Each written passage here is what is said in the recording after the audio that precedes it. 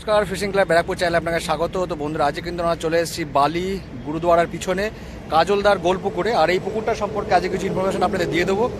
আগামী 26 তারিখ এই পুকুরটা ওপেনিং হতে চলেছে। তো এই পাশের যাবতীয় ডিটেলস সেটা কিন্তু আজকে আমরা বলে দেবো। আর সঙ্গে থাকবে এই পুকুরের যিনি ওনার কাজলদা, ওনার ফোন নম্বর দেওয়া থাকবে। আপনারা চাইলে ফোন করে এই পুকুর সম্পর্কে বিস্তারিত খোঁজখবর নিতে পারেন এবং যোগাযোগ করতে পারেন। যারা আসবেন অবশ্যই নিজস্ব চিন্তাভাবনা এবং সিদ্ধান্ত নিয়ে তবেই আসবেন, আমার কথা ভিডিও দেখে নয়। তো বন্ধুরা, পুরো ভিডিওটা দেখতে থাকুন। এই পুরো ভিডিওর সাথেই কিন্তু এই পুকুরে যাবতীয় ডিটেলস বলা থাকবে।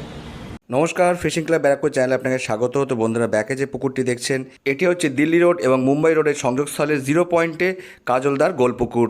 এই পুকুরটি আগামী 26/3/2026 বৃহস্পতিবার ওপেনিং হতে চলেছে। এই পুকুরের পাস মূল্য করা হয়েছে 2000 টাকা। এই পুকুরের নিয়মাবলীগুলো আপনারা একটু দেখে নিন বা শুনে নিন।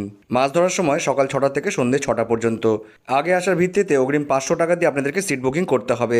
অগ্রিম মূল্য কোনোভাবেই ফেরতযোগ্য নহে। সিট বুক করে পাশের দিন না আসলে সেই টাকা ফেরত কিংবা অন্য দিনের সঙ্গে অ্যাডজাস্টমেন্টও হবে না।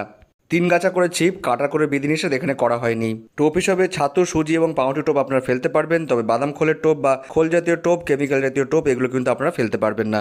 সাপ্তাহিক রবিবার এবং বৃহস্পতিবার এই পুকুরের পাসগুলি চলবে। এই পুকুরে মোট সিট সংখ্যা 40টি। এর মধ্যে থেকে 1 থেকে 35 নম্বর সিট পর্যন্ত মাচার সিট এবং বাকি 35 থেকে 40 পর্যন্ত মাটির সিট।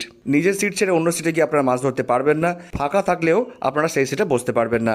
পুকুরে ভাষা, তল ভাষা, অ্যান্টেনা জাতীয় টোপ, পপ আপ, ফিডার কোনোটাই কিন্তু আপনারা ফেলতে পারবেন না। পুকুরে কতটা পরিমাণে মাছ আছে বা কী সাইজের মাছ আছে সবটা জেনে বুঝে খোঁজ খবর নিয়ে তবেই কিন্তু আপনারা সিট বুকিং করুন। পরে পুকুর পাড়ে এসে কোনো রকম অজুহাত শোনা হবে না, এমনটাই কিন্তু বক্তব্য পুকুর কর্তৃপক্ষের। প্রাকৃতিক দুর্যোগবশত কারণে বা কোনো কারণে মাছ না খেলে পুকুর কর্তৃপক্ষ কোনোভাবেই দায়ী থাকবে না।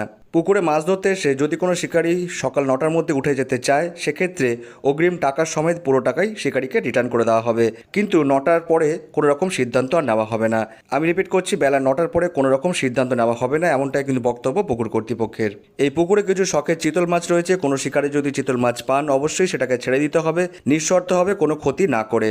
পুকুরে প্লাস্টিক বা পলিথিন জাতীয় দ্রব্য কোনোভাবেই ফেলা যাবে না। শিকারীকে একটি নির্দিষ্ট স্থানে সেটাকে রেখে দিতে হবে, পরে সেটিকে ফেলে দিতে হবে। এই পুকুর পরিচালনার দায়িত্বে যিনি আছেন কাজলদা, ওনার নাম্বার এই ভিডিওর সঙ্গে দেওয়া থাকবে। আপনারা ফোন করে পুকুর সম্পর্কে বিস্তারিত খোঁজখবর নিতে পারেন এবং সিট বুকিং করতে পারেন। যারা যাবেন বা যারা সিট বুকিং করবেন তারা অবশ্যই নিজস্ব চিন্তাভাবনা এবং সিদ্ধান্ত নিয়ে তবেই যাবেন, আমার কথা বা ভিডিও দেখে নয়। তো বন্ধুরা, পুরো ভিডিওটা আপনারা দেখতে থাকুন। আপনাদের সঙ্গে দেখা হচ্ছে অন্য কোনো ভিডিওতে নতুন কোনো তথ্য নিয়ে।